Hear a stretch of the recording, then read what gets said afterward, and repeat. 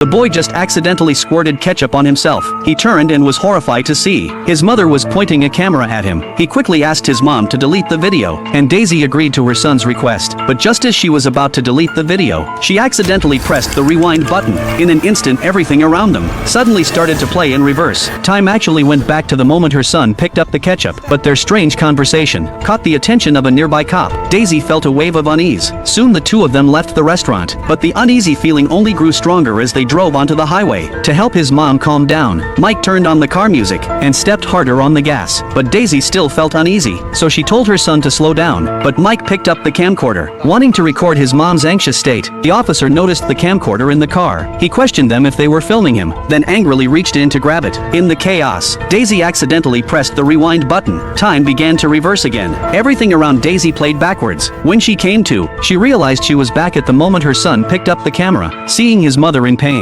Mike put down the camcorder. Daisy anxiously asked her son where the cop went. This time Daisy went all the way back to the restaurant. She quickly looked around and saw the officer also sitting nearby eating, staring at her and her son with a look of disgust. Daisy snapped out of it and quickly urged her son to leave. She decided to get out before the officer finished his breakfast, hoping that might help them avoid the cop's pursuit. Daisy rushed her son into the passenger seat, carefully drove onto the highway, and cautiously controlled her speed. Then halfway there, she suddenly made a sharp U-turn. She pressed the rewind button again and went back to the start of the live broadcast. Daisy smiled and made a bet with her son. If she could predict the winning numbers exactly, then he would have to listen to everything she said from now on. But Daisy knew deep down that the bet was just a way for her to escape reality for a moment. Mike was shocked that his mom could say the exact winning numbers. Just as things started to lighten up, a knock suddenly came at the door. Mike opened it. Mike tried to stop the officer's rough behavior.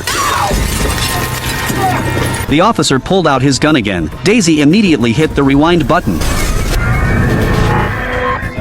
Everything returned to the restaurant again. Daisy gripped the camcorder tightly, watching the cop eating nearby. Her heart filled with despair. They seemed to be trapped in a terrible loop, unable to escape the cop's pursuit no matter what. Daisy's heart skipped a beat. She silently prayed he wouldn't cause more trouble. But the officer asked if the luxury car outside was hers, and demanded she explain where it came from. Daisy forced herself to stay calm, and explained she bought the car with money she earned through hard work. Then she pulled her son and tried to leave. But just as Daisy was about to get in the car, the officer called out to her again. Daisy completely lost hope. No matter what she did, she couldn't change the ending. Daisy's voice trembled, but she begged the doctor to help her find the camcorder. The doctor didn't understand, but did as she asked. Daisy stood before her son's body, overwhelmed with grief. She clutched the camcorder tightly, praying it wasn't broken. The camcorder was her only hope. They finally lifted a manhole cover and came out right at the entrance of Mike's college. Just as they thought the nightmare was over, sirens suddenly blared again.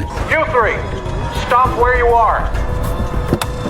Hey, what are you doing coming out of there? The three of them ignored it and walked faster toward the school, but the officer drew his gun again. The uncle stepped in front of the barrel. Then more officers arrived. The cop smirked with contempt. Daisy nervously raised the camcorder and hit the record button. The students nearby also raised their phones to record the officer's abuse as the students pushed forward, then accidentally dropped it on the floor. The camcorder shattered into pieces. Daisy rushed over, trying to put it back together, but it was no use. Mike held his mother's hand tightly and told her to let go and live her life. After a brief panic, Daisy finally took her son's advice and let go of 10 years of tension. But just as Mike stepped out the door, the familiar siren from 10 years ago echoed once again.